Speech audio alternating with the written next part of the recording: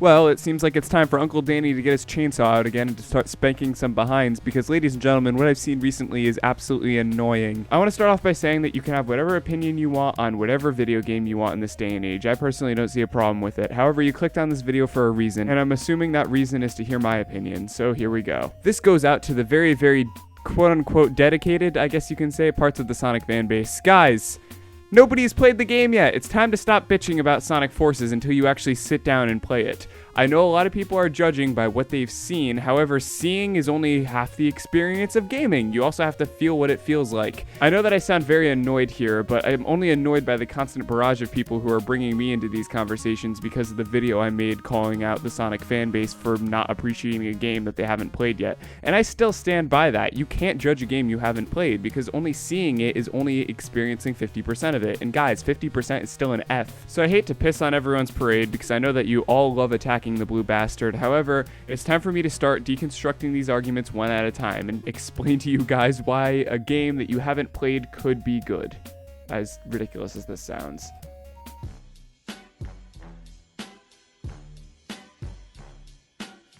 This first argument I was going to completely brush off as the two games that we're comparing here aren't even the same fucking genre.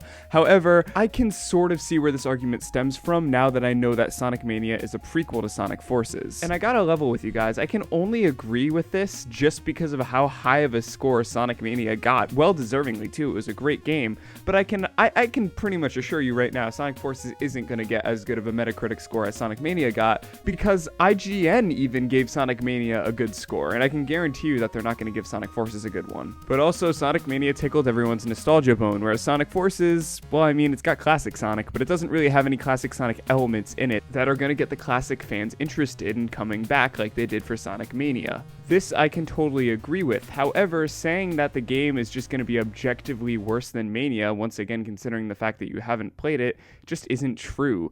Because once again, they're two completely different genres. We're talking about a 3D platformer and a 2D platformer made by two completely different studios. Well, several studios in Mania's case. So for all of the Sonic fans that want to come at me, sure, I'll give you this one. It won't be as good as Mania. However, calling it a bad game just because Mania came before it and it set kind of high standards isn't fair.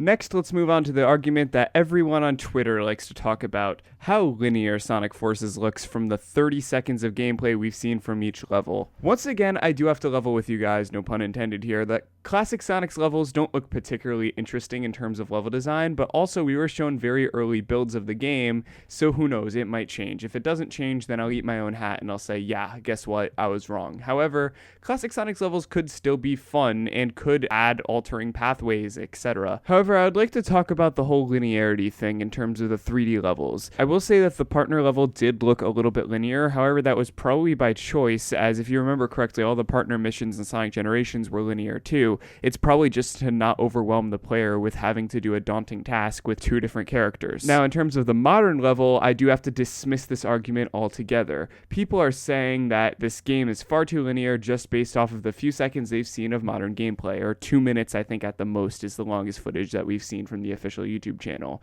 And yeah, you know, maybe you're right. We've never, ever had a linear Sonic game in 3D. I don't think I've ever played one. They've always had branching pathways, and they've always been super non-linear, and I've never played a linear Sonic game.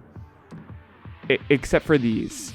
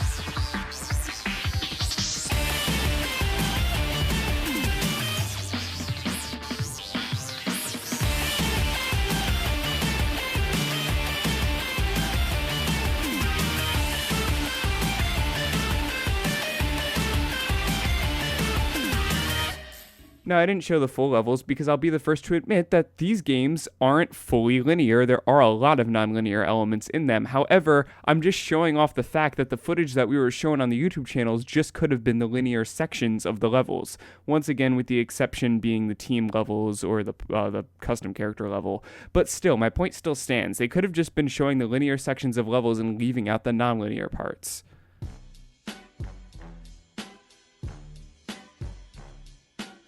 This final argument is just the most ridiculous thing I've ever heard in my entire life.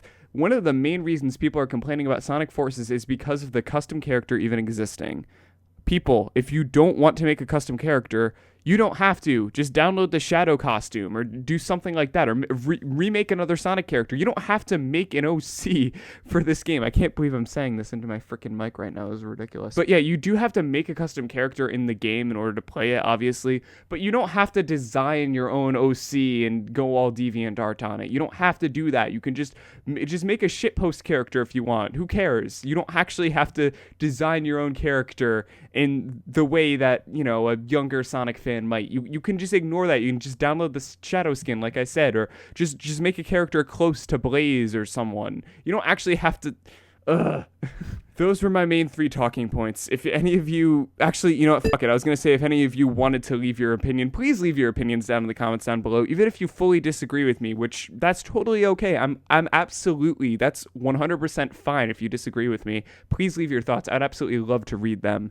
And I would love to get into conversations. And let's keep it civil now, guys, because I've seen the comments under my last big Sonic video like this I've made, and I've had to delete some. So let's keep the racism and sexism and transphobia out of this. I can't believe I have to say those 3 things, but those 3 things all occurred. Anyways, this has been DanRock. Thank you guys so much for watching. Please leave your comments down below, and peace out and take care.